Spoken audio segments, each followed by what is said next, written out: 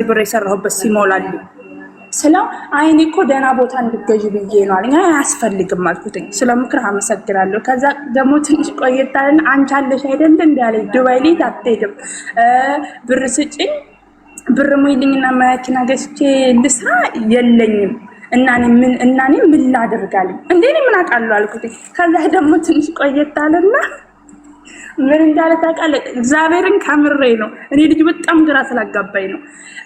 ቆይታና ለምን እንትን ይሄ ቦታ እንትን ብለን ቦታ ገዝተን ለሁለት ሼር አድርገን ከዛ በኋላ ያን ቦታውን ሼር ካደረግን በኋላ ግማሽ የኔ ግማሽ ያኔ 1 ሚሊዮን እኔ ባወጣ እሱ 1 ሚሊዮን ላወጣ ማለት ነው። ሁለት ሰርቪስ ያለው ከዛ በኋላ ባዶ ቦታው ላይ ደግሞ መኖሪያ ቤት እንሰራበታለን አለ። ከዛ እኔ ቁጭ እያሰብኩና ሽማግሌ ላከና ቤተሰብ ይወቅና ከዛ በኋላ እኔም አንተ የምፈልገው እናደርግ፣ ግን መጀመሪያ ሽማግሌ ማወቅ አለበት አለ። ለእምነቱ እኮ ስሙ ባንቺ ይሆናል አለኝ። አይሆንም አልኩት። ስሙ በእኔም በአንተም ነው የሚሆነው በሁለታችንም። ሲቀጥል ደግሞ ቤተሰብ አውቆ ካልሆነ አይሆንም አልኩት። እሺ አለ። ከዛ መሸሻ መጣ ማለት ይጽፋል እያደረ በቃ አለ ልጁ የለም የማይባልም አለም የማይባልም ግን መኖሩን ያሳውቃል። ከዛ በኋላ 1 ወር ሙሉ ስለ ሽምግልና እንደዚህ ነው የሚደረገው ወሬ ምናምን የለም ጭራሽ። በቃ ይደውላል ሰላም ነሽ እንዴት ነሽ ኖርማል ወሬ ያወራል። ግን ይሄ ከሽምግልና ጋር የተሳሰረ ስለ ቦታ መግዛት ምናምን እንደዚህ አያወራም። ከዛ አንድ ቀልታኔ ዝም ብዬ እኔ ምልቁ አንተ ዝምድና ምናምን አጣርታን ምንድነው ነው ዘመድና እንደ ዝምድና አለ እንደ ዝም ማልክ ስለው 3 ቀን በዛው ጠፋ። ከዛ እኔ ራሴ ዝም ብዬ በመሃል ማለት ነው ቆይ እስኪ ብዬ ዝም ብዬ ሲጠፋ ጊዜ ሰላም ነው እንዴት ነው ምናምን ስለው እግዚአብሔር ይመስገን። ከዛ አንድ ቀን ከሌሊቱ ማታ 4 ሰዓት እንትና ቴክስት ጻፈልኝ። ዝምድና እኮ የለንም ተብሏል ደስ አለሽ እንዴ አለኝ። አዎ አልኩት። አንተ ደስ አላለህም እንዴ ስለው ብሎኝ መስሎኝ የነገርኩሽ ይሁን ባህሩ ይቀያየራል። ከዛ መጨረሻ ላይ እኔ እንደዚህ ሲሆን እሱን ላጣራ ሄድኩ። በቃ በእርግጥ የመጣው በቤተሰብ ነው በሚታወቅ ሰው ነው። ግን እስኪ ማን ነው ምንድነው የሚለው ላጣራ ሲሄድ ያጎቴ ልጅ ሲያጣራ 3 ችኮች እንዳሉት በዛ ላይ ደግሞ 3 ችኮች አሉት እዛም እንደሚል ባንድ ሴት እንደማይረጋ ልጁ የሆነ ወንበዴ አይነት እንደሆነ የሚጠቅም ሰው እንዳልሆነ ማለት በቃ ባንድ እንደማይረጋ እዛም እንደሚል ከብዙ ሴቶች ደግሞ ብር ምናምን እንደሚቀበል ከሰው ይሄን የሰማሁት። ከዛ እኔ በዛ በጣም ስለተናደድኩኝ ሙልጭ አድርጌ ሳደብኩት። ከዛ በኋላም ተጣልተናል። ምንም አይነት ነገር የለም እና ምን ላድርግ አለች። ምን ትመክረኛለህ? ከዚህ ከሰማው ታሪክ ማለት ነው። እድሜሽ ምን ያህል? እድሜ 26። ታፈቅሪዋለሽ?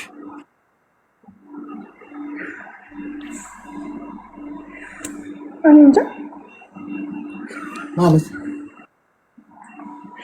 ማለት አትሊስት አሁን ይሄን ሰውዬ በአካል አላውቀውም እኮ የማውቀው በቪዲዮ ኮል ነው እና ሰው ስላስተዋወቀን ነው ማለት አፈቅሯለሁ ለማለት እኮ 3 ወር እኮ ነው። በ3 ወር ጊዜ ውስጥ እኮ በስልክ ነው የምታውቂው አይደል? በስልክና በቪዲዮ እኮ ነው። በአካል አላውቀውም። ምንድነው የሚሰማሽ? አሁን ፍቅር ስሜት አለሽ ለሱ ወይስ? አዎ ታፈቅሪዋለሽ? አዎ ግን ድርጊቱ ምናምን ምን ማለት ጥሩ ነገር የለውም። እኔ አንዳንዴ ገንዘብ ነው ወይ ከኔ የሚፈልገው ብዬ ራሴን ስል የሚያሳየው ገንዘብ እንደሚፈልግ አይነት ነው ማለት ይሆናል አይደል? ምኑን የወደድሽለት?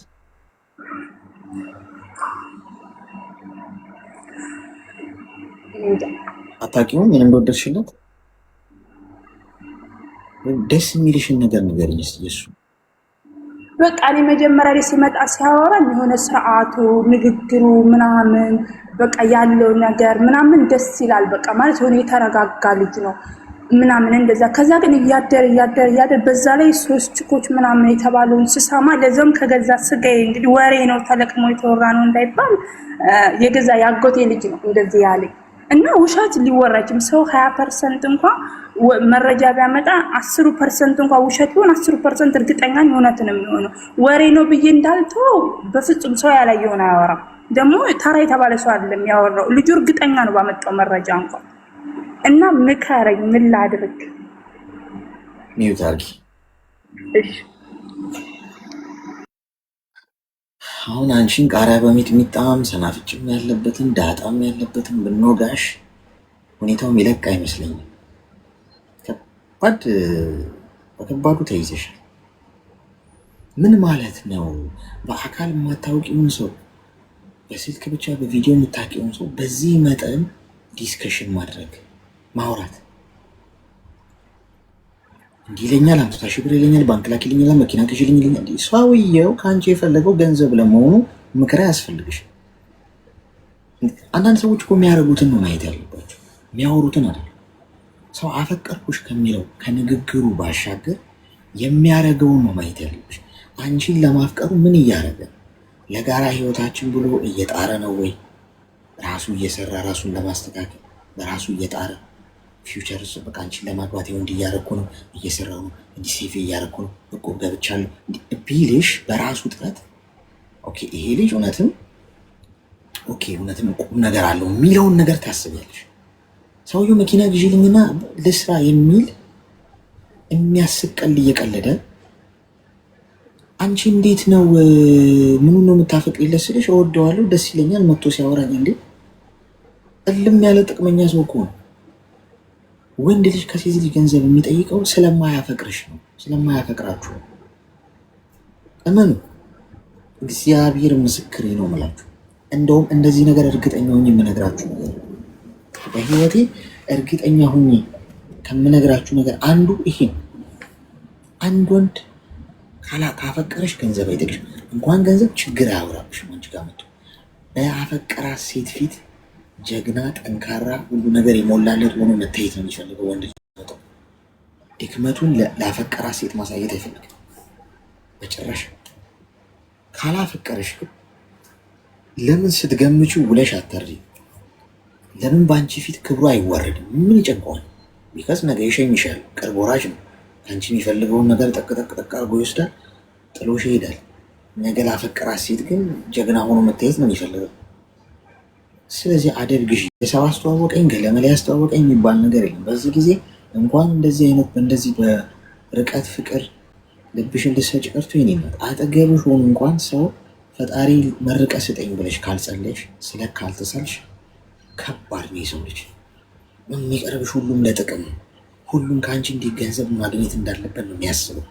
ኤቭሪባዲ በዙሪያችሁ ሊግጣችሁ የተዘጋጀ አውሬን የከበባችሁ ማናችሁ እዚህ ውስጥ ወንድም ሆኑ ሴት በዙሪያችሁ ሁሉ አድቫንቴጂስት ነው፣ ጥቅም ነው። የሆነ ነገር እንዴት እንደሚያገኝ ካልኩሌት ሰርቶ ነው ያለምንም ጥቅም የሚወዳችሁ አንድ የፈጠራችሁ ፈጣሪ ብቻ ነው። ይህን ላረጋግጥላችሁ።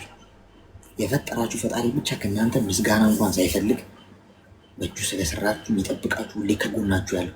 ከዚያ ውጭ ኤቭሪባዲ ካላመሰገናችሁት እንኳን ምስጋና ራሱ ጥቅም እኮ ካላመሰገንሽም ነገ መልሶ የማይመጣ ከሆነ አንድ ሰው ከአንቺ የሆነ ነገር ፈልጓል ማለት ተረጋጊ።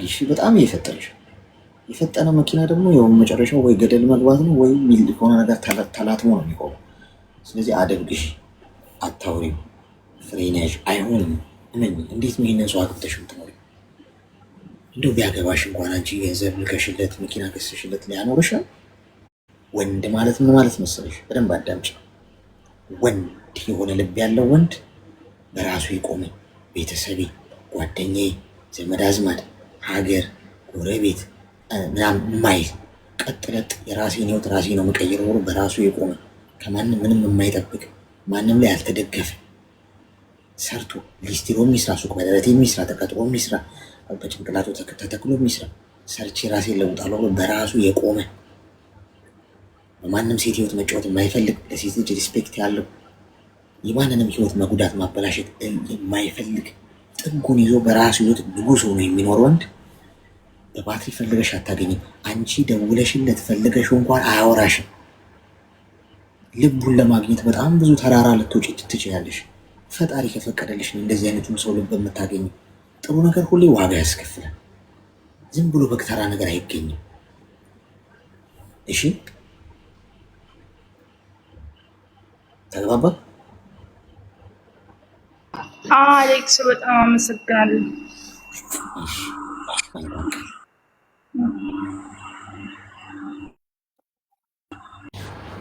አስቸጋሪ ነው። በአንድ ክሊክ የብረት መዝጊያ ባል ማግኘት ነው የምትፈልጉት? የብረት መዝጊያ ባልን ያገኘችው ምናምን ይባላል። የብረት መዝጊያ ባል ቤተሰብ አስተዋውቆሽ ቲክቶክ ላይ ሃይ ብሎሽ ዋትስአፕ ላይ ቴንኪው ብሎሽ ምናምን የኔ ማር የፀጉርሽን ዘለላ በፖስታ ላኪልኝና አቅፌው ልተኛ ምናምን ብሎሽ ልታገኚ ጥሩ ነገር ዋጋ ያስከፍላል። ጥሩ ነገር ሁሌ ብዙ ኳትነሽ ነው የምታገኙ። ኢዚ የሚባል አቋራጭ መንገድ ነው። ጥሩ ልብ ያላቸው ወንዶች እንዲሁ ዝም ብለው በቀላሉ አታገኛቸውም። ስለፈለግሽ ብቻ አታገኙም። ስለደወልሽለት ብቻ አታገኙም። ስለጻፍሽለት ብቻ አይመልስልሽም። ስለቀረብሽው የሆነ ነገር ላሳየ ስላልሽው ብቻ ህይወቱን አሳልፎ አይሰጥሽም። በጣም ያለፋሻል። መከራሽን በልተሽ ሊሆን ይችላል ምናልባት የዛን ሰው ልብ የምታገኘው። ግን እንደዚህ አይነቱን ልብ ጥሩ ልብ ያለውን እግዚአብሔርን የሚፈራ በመልክ አይደለም እያልኩሽ ያለሁት በመልክ ተስበሽ ምናምን ልብ ያለው ወንድ ያገኘሽ ቀን ያ ሰው ህይወትሽ ውስጥ የገባ ቀን ህይወትሽ ገነት ነው የሚሆነው። አይጎዳሽም፣ አይጫወትብሽም፣ ለማንም አሳልፎ አይሰጥሽም። ፈጣሪም ይፈራል። እንደዚህ አይነት ወንዶች በጣም ጥቂት ናቸው። እነሱም እዚህ ፊት ለፊት አታገኛቸውም። ዋጋ ትከፍያለሽ። ኢዚ የሚባል ነገር የለም። ሄሎ ሄሎ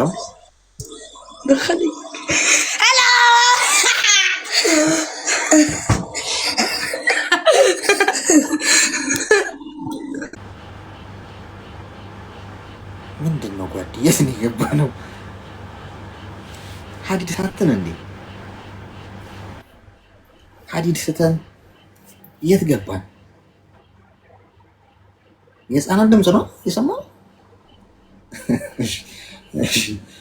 ይቅርታ፣ ጤና ይስጥልኝ። ሄሎ ኦኬ፣ እሺ፣ ቀጣይ እግዚአብሔርን የሚፈራ ሰው ማግኘት በጣም ከባድ ነው። ጸልዩ። በምታምኑት እምነት ጸልዩ።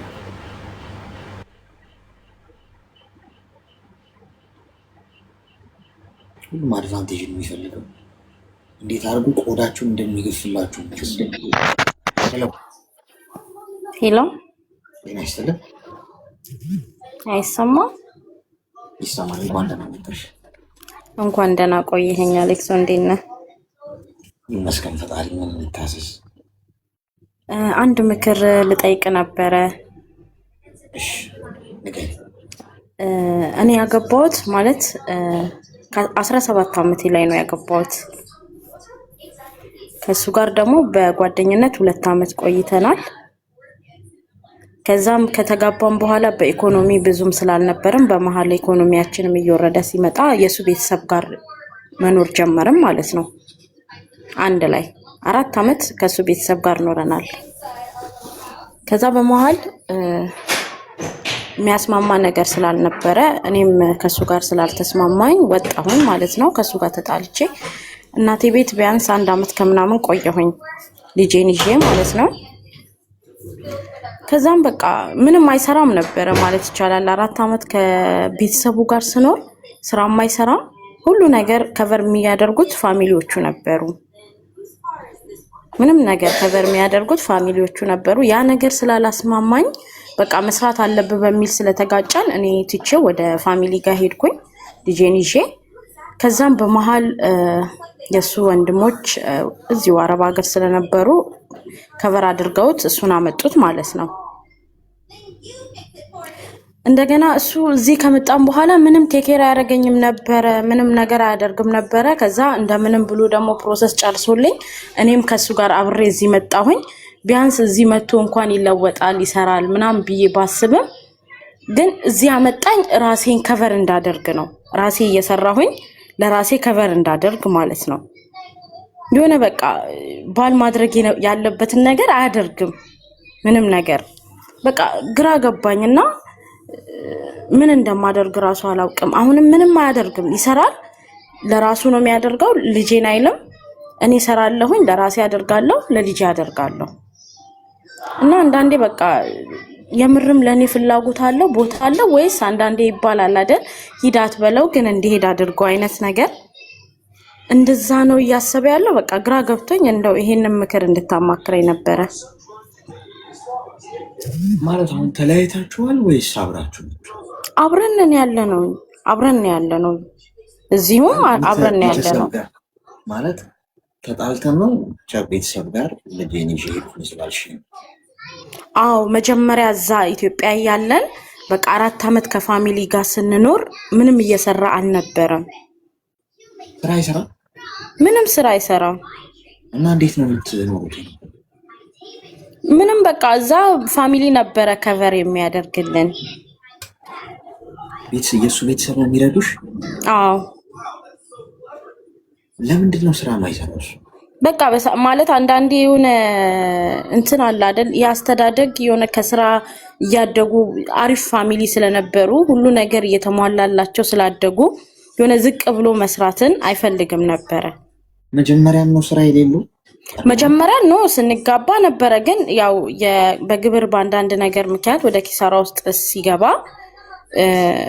ቤት ውስጥ ገባን ማለት ነው ፋሚሊ ጋር። እሱ ቤት? አዎ። እሺ። ከዛም በኋላ እዚህ መጣን ማለት ነው።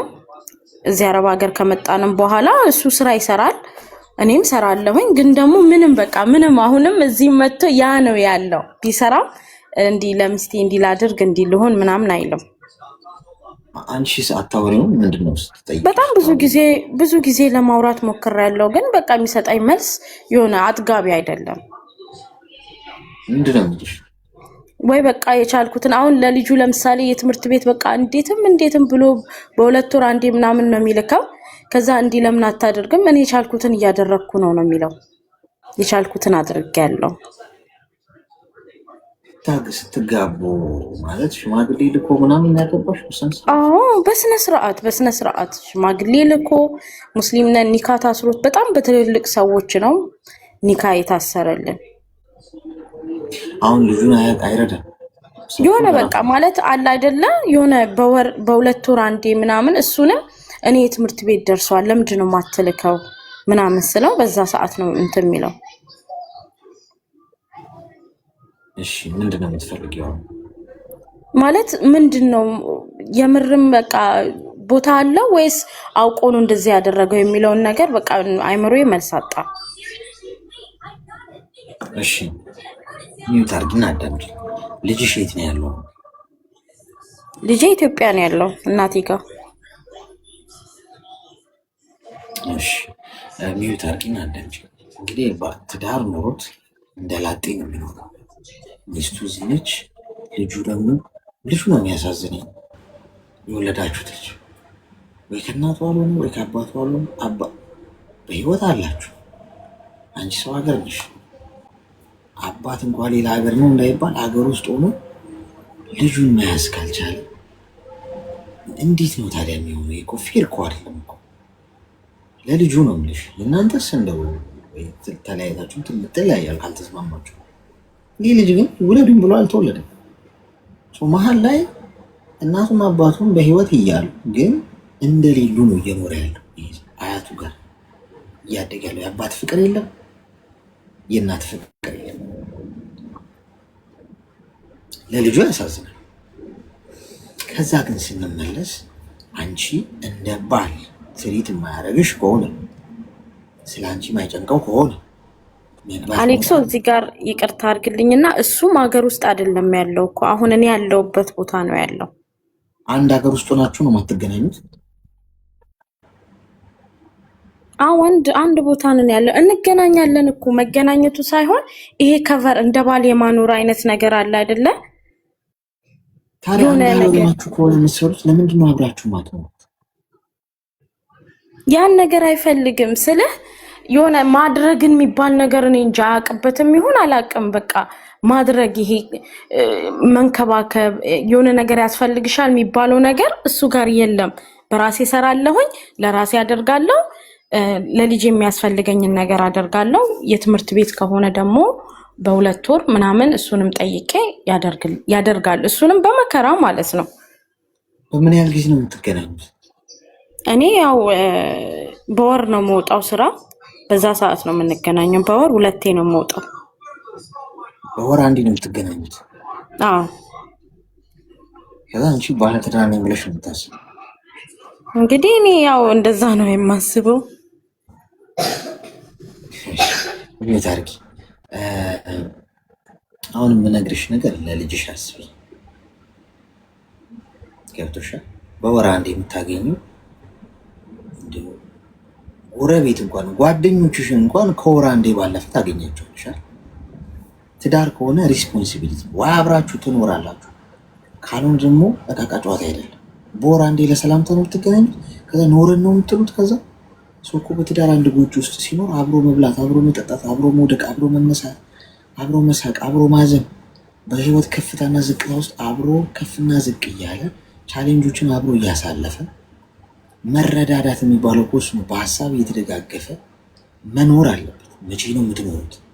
አንደኛ እኮ እናንተ በወር እየተገናኛችሁ እንዴት ነው እንደሚስት ሊያስብልሽ የሚችለው እሱ? አንቺ እንዴት ነው ልታስብ ለምችል?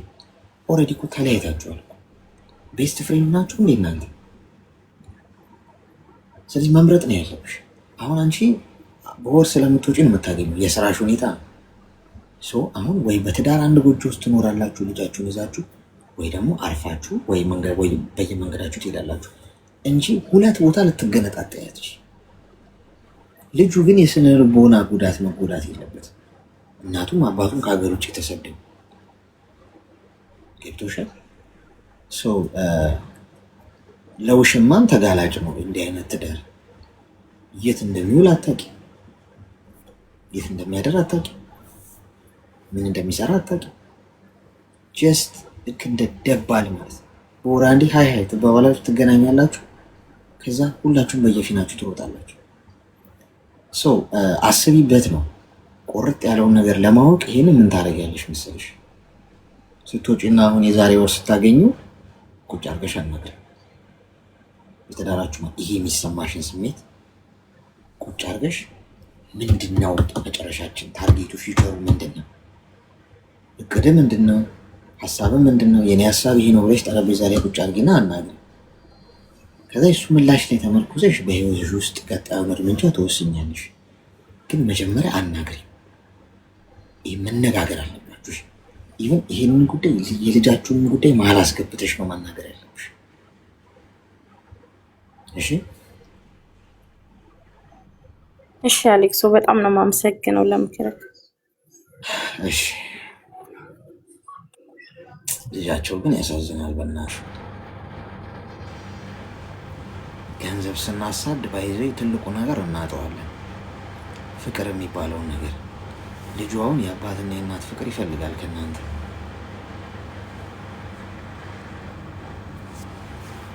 እኛ ግን ሲንግሎች ልጅ ከኪሴ መለየው ይመስለኛል። አሁን ልጅ ቢኖረኝ ቢሰጠኝ ፈጣሪ ከኪሴ እንደ ዋሌት ኪሴ ይዤው ላምዞር ይመስለኛል። ቀልድ የለም። ጤና ይስጥልኝ። ሄሎ ኦኬ፣ ቀጣይ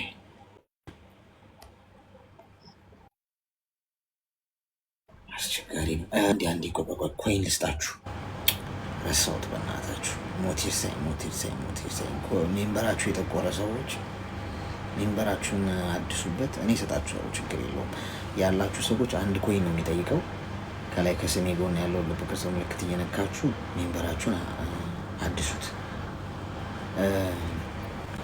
የሌላችሁ ሰዎች ደግሞ ማለት ነው ይኸውን ይሰጣችኋል፣ ይታያችኋል እዚህ ጋር ሳጥኑ። ከዚህ ከሳጥኑ ውስጥ መውሰድ ትችላላችሁ ከ3 ደቂቃ በኋላ። የሚሰጠው ታብ ላረገ ሰው ነው የሚሰጠው። ይህን 3 ደቂቃ ታብ አድርጎና ሳጥኑ ቁጥሩ ሲጨርስ ሳጥኑ ስትነኩት ይሰጣችኋል። ከዛ ውስጥ ወስዳችሁ ከላይ ከስሜ ጎን ያለውን ልብ ቅርጽ ምልክት እየነካችሁ ሜምበሩ ነው። እሺ ሄሎ ሄሎ ኦኬ እሺ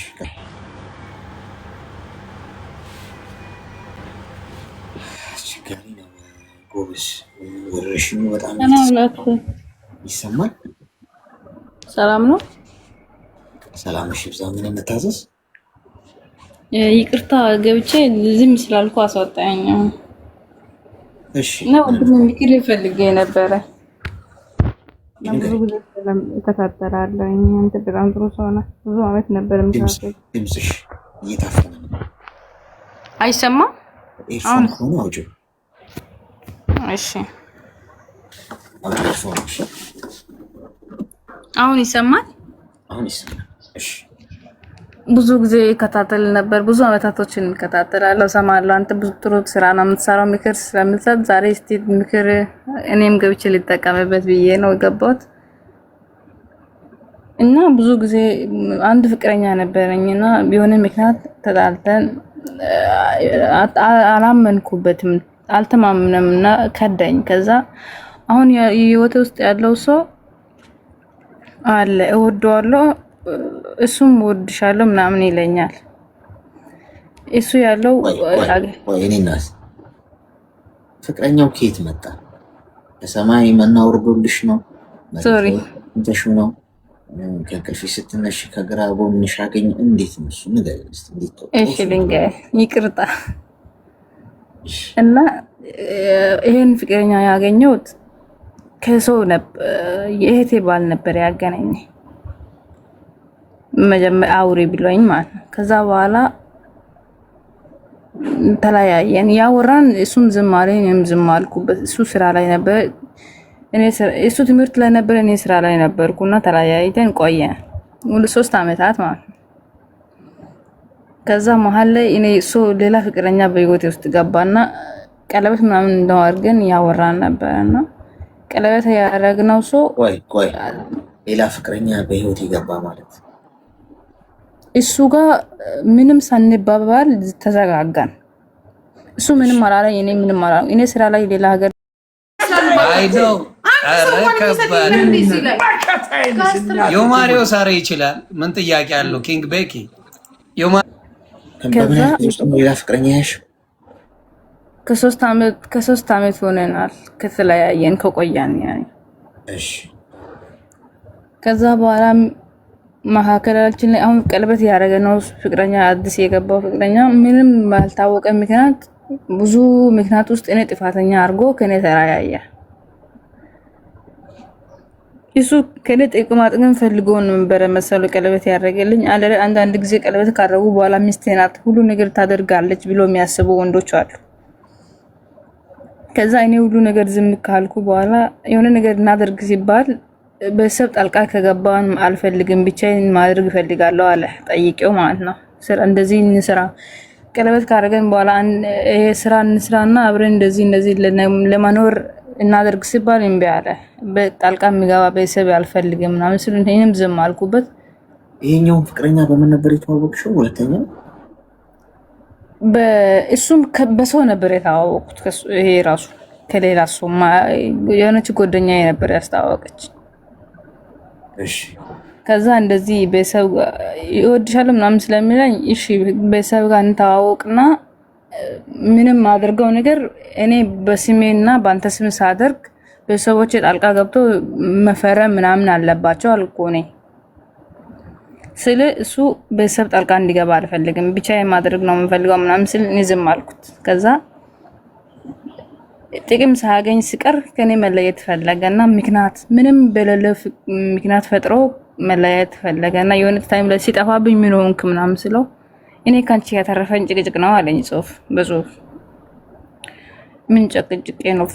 አንተን ወደድኩት ጭቅጭቅ ነው እንዴ ብዬ እንትን ስል በቃ አንቺ ከኔ ተማሪ ሌላ ሰው ህይወትሽን ሲገባ እንደዚህ አታደርጊ ምናምን ስለኝ እሺ እኔም ያደረኩት ጥፋት ካለ ንገረኝ ምናምን ብዬ አንድ ድል ስጠኝ አልኩኝና አይ እኔ ድል የሚባል ነገር ላይ አላመነበትም፣ ከኔ ተማሪና ከሌላ ሰው ህይወት ውስጥም እንደዚህ እንዳታደርግ አለኝ። መልሼ ጻፍኩለት፣ አልመለሰልኝም። ከዛ ቀለበት ስናደርግ ሰው ነበረ 3 ሰው ምናምን እና የሱ ጓደኞቹ እንደዚህ ነው፣ እኔ ጥፋተኛ አይደለሁም፣ መኖር ፈልጋለሁ፣ ግን እሱ ሌላ ህይወት ካለው እኔ ምንም ማድረግ አልችልም፣ ይቅርታ አድርጉልኝ ብዬ ዝም አልኩ። ተለያየን። አንድ ቀን እሱ በዋትስአፕ ብሎክ አደረገኝ። እንደዚህ ምክንያት ምንም ሳላጠፋ ብሎክ ሲያደርገኝ እኔ ደግሞ ሄጄ ከፌስቡክ ሁሉ ቦታ ላይ ብሎክ አደረኩት። ከዛ በዚህ ምክንያት በቃ ተለያየን። ከዛ አሁን መሀል ላይ የገባው ፍቅረኛ ያይቃ እሱ ከሱ አስን ተለያይተን በቃ ጨርሰናል። ስንጨርስ አሁን ይሄ 3 አመት ተለያየን ያልኩት ጓደኛ በህይወት ውስጥ መጣ። ትምህርት ክላስ ጨርሶ ምናምን ስራ ላይ ቢዚ ነበርና ከዛ ነገርኩት ያለው ነገር ጀስት የጥሩ ሰው የሚያዳምጥና ህይወት የገባው አንዳንድ ሰው አለ አይደል የሚረዳ ሰው የሚያወራ ጊዜ እና ስለሆነ እንደዚህ ነበረ ተፈጥሮ ነበረ መሀል ላይ እንደዚህ ሲል አሉ አንዳንድ ጊዜ ህይወት ውስጥ ሴቶቹ ትቸኩላላችሁ መቸኮል አንዳንድ ጊዜ ዋጋ ያስከፍላ ምናምን አለኝና እሺ ብዬው አሁን ያወራን ነው ስናወራ እሱ የራሱ ስራ አለው የራሱን የቻለ ሰው ነው አክም ቢሆንም የራሱ የቻለ ሰው ነው እና ምን ይለኛል እኔ ከዚህ በኋላ ከሌላ ሰው መጎዳት አልፈልግም አንተም በህይወት ውስጥ የእውነት ማትገባ ወይ ዝም ብለ ለማውራት ምናምን የምትገባ ከሆነ እኔ አልፈልግም ግልጽ አወርተን መኖር አለብን አልኩኝ እሺ እኔ ችግር የለብኝም እኔ በዛ ሰዓትም ካንቺ የራኩት ምክንያት እኔ የሰው ባዶ ተስፋ መስጠት አልፈለኩም ነበር ለትዳርም በምንም ጉዳይ በዛ ሰዓት ዝግጁ አልነበርኩም አለኝ ከዛ እሺ ዝግጁ ስላልነበርኩ አንቺን መጎዳት ስለማልፈልግ ነው ዝም አልኩት ክላስ ልጨርስና ስራዬ የዛ ሰዓት ስራ ማለኝ ክላስም ስለነበረኝ ቢዚ ሆኜ ነው የጠፋሁት እኔ አሁን በዛ ሰዓት የምፈልገው ትዳር ነው በዚህ ሰዓት እዚህ ብትኖሪ አገባሻለሁ እኔ የምፈልገው ትዳር ነው ምንም የምፈልገው ነገር የለም አንድ አሁን የሰው ሀገር ነው ያለሽው ስለዚህ አንቺ ያልሽው ችግር የለም በሰው ጋር መታወቅ ከፈለገን እንታወቃለን ግን ሁሉ ነገር መቸኮል ሳይሆን ቀስ ብለን መታወቅ ያስፈልጋል እንደ ህፃን መቸኮል የለብንም አለኝ እሺ ብዬ ያወራው ነውና ምን ይለኛል እኔ ምንም ያክል ብር ቢኖረኝ ምን ያክል ስራ ቦታ ሌላ 2 ስራ 3 ስራ ቢኖረኝ ራሱ ላንቺ ስራ ያስፈልግሻል የራስሽ ስራ የራስሽ መሆን ስራ መከፈት አለብሽ ከሰው ሀገር መጥተሽ ቁጭ እቤት መቀመጥ የለብሽምና የራስሽ የምትዩ ስራ መከፈቺና ስራ እንድትሰሪ እኔ ሁኔታዎቹን ምቾትን እንትን ላለኝ ምትከፍቺ ቦታ ምናምን አስተካክላለሁ ስለዚህ መተሽ እዚህ ትሰሪያለሽ የያሽው አመት ሌላ መጨመር የለብሽም ይለኛልና እንጃ አንዳንድ ጊዜ ለምን እንደሆነ ያጠራጠረኛል ምክንያቱ መጀመሪያ ስለተጎዳው ይሆን አላውቅም እና ከዚህ ላይ ምን ትላለኛለህ አሁን ታፍቅራለሽ እሱን ፍላጎት አለሽ አዎ እሱ ፍላጎት አለኝ እወደዋለሁኝ ግን አለ አሁን የመጀመሪያ እንትን ስላለኝ እሱን በኋላ ቢቀየረብኝስ ብዬ ነው እንጂ ምፈራው ፍላጎት ለምንድን ነው ከ3 አመት በፊት ከተለያዩ ፍቅረኞች ጋር መቀጠል ፈለግሽ?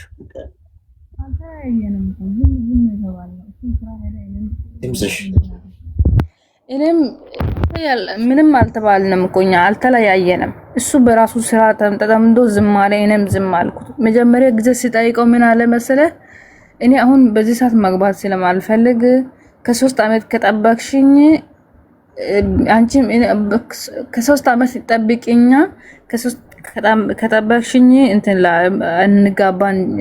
እንጋባለን አለ ለአማርኛ ችግር ይቅርታ እና እንጋባለን አሁን እኔ እንትን አይደለም የራስሽን ህይወትም ላበላሽ አልፈልግም የሰው ውስጥ የሚፈጠረው ነገር አላቅም ነገር እኔ ላይ ምን እንደሚሆን ስለማላቅ እኔ ባንቺ ህይወት ውስጥ ጣልቃ መግባት አልፈልግም ስለዚህ ከጠበቅሽ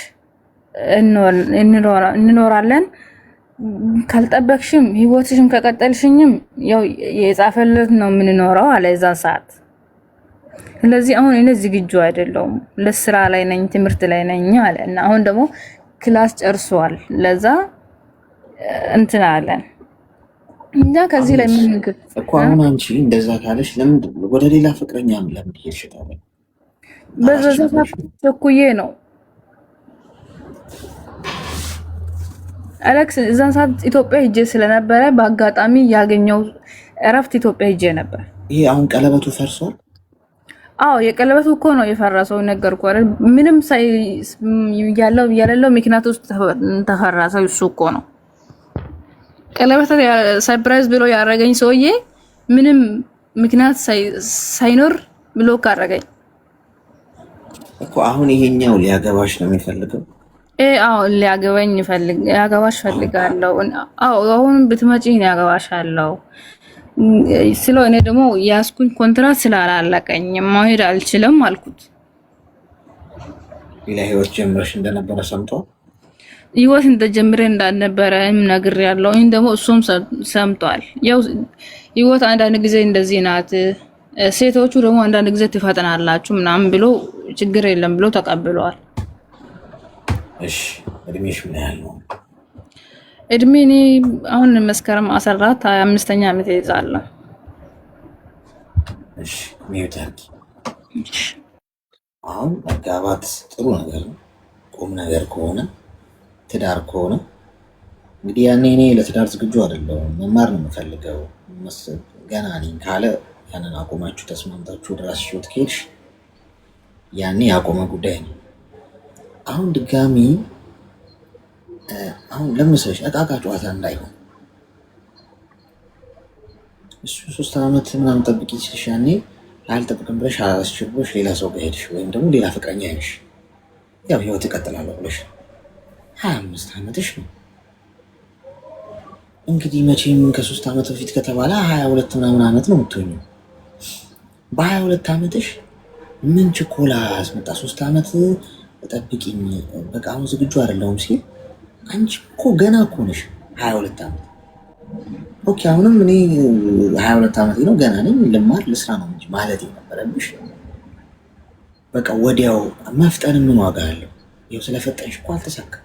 አይሽ ፈረሰ ቀለበት ያረግሽው ነገሮች እሱም ህይወት ውስጥ ገባው ስለ አልኖርኩበትም ከሶል ከልጅ ቆይ ሚውዛል በቃ ታዩ እሱን ብታብራሪ ምን ትርጉም የለውም እኮ መኖር አለመኖር ሳይሆን ግን ሌላ ሰው ጋር ሄደሻል ወይት አልሽን እኮ ራስሽ ሌላ ፍቅረኛ ያሽ ቀለበት አረጋችሁ በ22 ዓመትሽ እሱ ዝግጁ አይደለም ማለቱ ትክክል ነው። ዝግጁ ካልሆነስ ምክንያቱም እንግዲህ እድሜውን ገና ይሆናል ለማግባትም ወንድ ልጅ ብዙ ኃላፊነት ይጠበቅበታል። ስለዚህ አሁን ሬዲ አይደለው ላገባሽ አልችልም ካለ እውነቱን ነግሮሻል፣ ወይም ሌላም ህይወት መያዝ ከፈለግሽ ብሎ ነግሮሻል። ኦኬ ተስማማችሁ፣ ተለያያችሁ። አትሰልም እንዴ አትጠብቂም እንዴ? እሱም ባትጠብቂው እንኳን ኢትስ ኦኬ ገና እኮ ነው እድሜሽ 22 ዓመትሽ። ስለፈጠንሽ ስለቸኮልሽ አይደለም የሚሳካው ብዙ ነገር። አሁንም ያ ነገር እንዳይመጣ ነው እየነገርኩሽ ያሉት። ድጋሚ ስተት እንዳሰሪ ስለቸኮልሽ ከፊት ስላልሽ ስለፈጠንሽ አይደለም ነገር የሚሳካው። ፈጣሪ ሲፈቅድ በማስተዋል አብሮሽ የሚኖረውን ሰው በማስተዋል ስትመርጪ ምን አይነት ሰው ነው በቁንጅና በገንዘብ በምናምን ላይ ተንተረሰሽ ሳይሆን በማስተዋል ኃላፊነት የሚሰማው አስተዋይ የሆነ ሰው በህይወትሽ ውስጥ ለመምረጥ ምናልባት 10 ዓመት መጠበቅ ካለብሽ አርጊው፣ እንኳን 3 ዓመት ቀርቶ። አሁንም ስህተት እንዳሰሪ ድጋሚ የጣቃ ጨዋታ የጨበራ ተስካር እንዳይሆን እንደምታረጊው መጀመሪያ ሀገርሽ ግቢ በሰላም። ሰውየው ሲሪየስሊ ወገቡን ጠበቅ አድርጎ ትዳር ይዞ ሚስቴ ብሎ ሽማግሌ ልቆ ኃላፊነት ወስዶ ስራ እየሰራ ሊያስተዳድርሽ የእውነት ባልሽ ሊሆን ከፈለገ መጀመሪያ አንቺ ሀገር ቤት ገብተሽ እሱን እንደገና መተዋወቅ አለብሽ፣ ማየት አለብሽ። እዚህ ሆነሽ ድጋሚ ሌላ በሞቲቬሽን እና በሙቀት እሺ በቃ እንጀምር ዝግጁ ከሆንክ ማምረት ትጀምሪያለሽ። ከዚህ ነገር ኮሽታ ሲፈጠር ትለያያለሽ። እንደዛ እንዳይሆን እርግጥ ያለ መሰረት የያዘ ትዳር የሚሆን ቁም ነገር የሚሆን ኃላፊነት የሚወሰድበት ህይወት መጀመር ከሆነ የምትፈልጊው ከዚህ በኋላ ቆይ በይ አሁን በቃ አይተሽዋል፣ እዚህም ወዲም ወዲያ ብለሽ አይተሽዋል።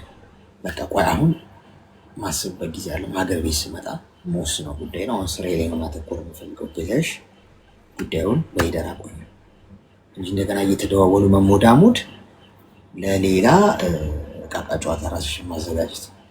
ተግባባን? ቻለት በጣም አመሰግናለሁ። እሺ አመሰግናለሁ። ምክንያቱም ኤክስ ዋን የመጣው ድጋሚ ኤክስ የሆኑት በምክንያት ነው ጋይስ። ብዙ ጊዜ ወደ ኤክሶቻችሁ እንድትመለሱ አይመከርም። ኤክስ ሁሌም ኤክስ ኢዝ ኤክስ ዋይ ሊሆን አይችልም። ልክ ሂሳብ ላይ የኤክስን አግኝተናል የዋይን ዋጋ እንፈልጋለን፣ ወይ ዋይ አለ የኤክስን ዋጋ እንፈልጋለን እንደሚባለው አለ።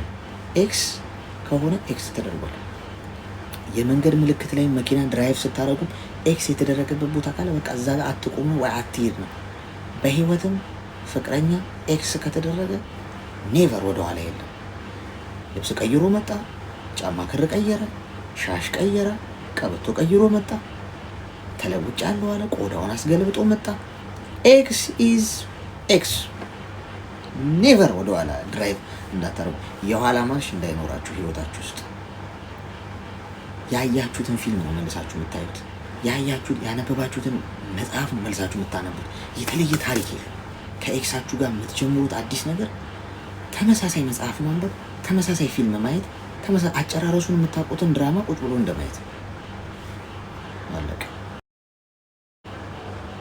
ኤክስ የሆኑ ካሉ እናድስ ዋዮች እናንተን እንዳይከፋችሁ ኤክሶች የተባሉ። እሺ እንቀጥል። ሄሎ